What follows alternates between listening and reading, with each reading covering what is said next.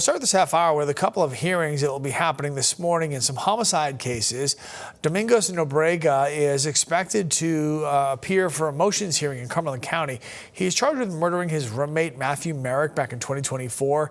Police found Merrick dead at their apartment on Marshall Street in Portland. Nobrega arrested just a couple days later. That hearing today is supposed to start about 8:30.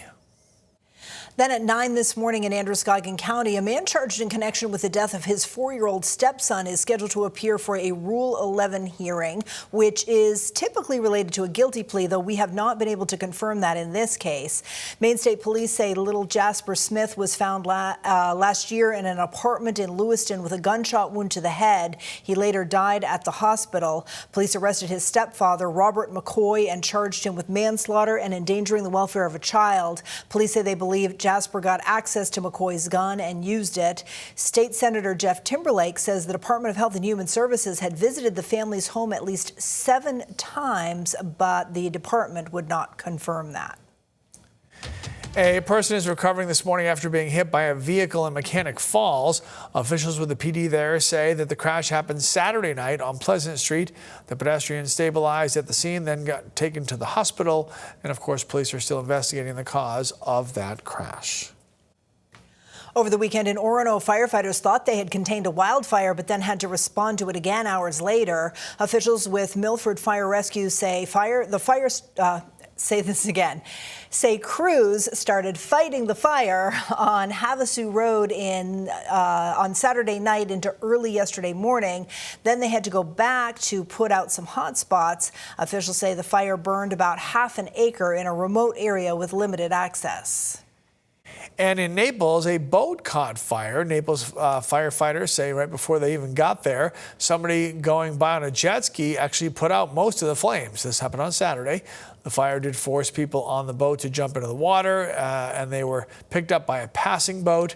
Crews towed the damaged boat to the town beach and wound up removing it. Luckily, no serious injuries were reported.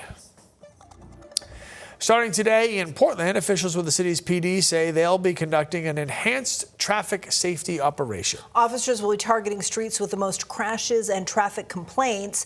It's one of the objectives in the city's plan to decrease pedestrian and cyclist deaths. Department officials say they are focusing on offenses like speeding, distracted driving, and other dangerous behaviors, but add pedestrians need to participate in safe practices as well. I mean, there's certainly factors for the pedestrians and the cyclists involved as well, that there needs to be more education for them as well about what the pedestrian laws are and how they're supposed to act. Portland's action plan to stop traffic deaths is called Vision Zero. It was launched after the state recorded 177 driving fatalities in 2022, which was the highest number in 15 years. Stormy days like today often take down trees that are more important than you might realize. Yeah, Portland is constantly losing trees to storms, diseases, and pests. City workers plant about 200 new trees every single year, but officials say the area needs more, and there are a lot of reasons why. Our Katie Delaney live in Portland this morning to give us some of those reasons and a plan to help out there. Hey, Katie. Good morning, Lee and Sharon. Portland is home to around 20,000 street trees. Some neighborhoods, like the West End here, have a lot of tree coverage, but others are lacking. The city wants to fill those gaps. Bayside, for example, is about 10 degrees hotter than it should be, according to the Portland Parks Conservancy. That's because there's a lot of pavement that absorbs heat and not enough greenery there. Trees, beyond just looking nice, cool the air down and reduce air pollution. By creating an urban forest master plan, the Portland Parks Conservancy and the city want to prioritize planting trees where they're needed most, so everyone can experience the benefits of a tree canopy. It's part of our identity as a city, and we want to make sure we're preserving it and actually growing it. So this plan will create a roadmap for how we're doing that, where we're doing it, and how to support it, get the resources to support it.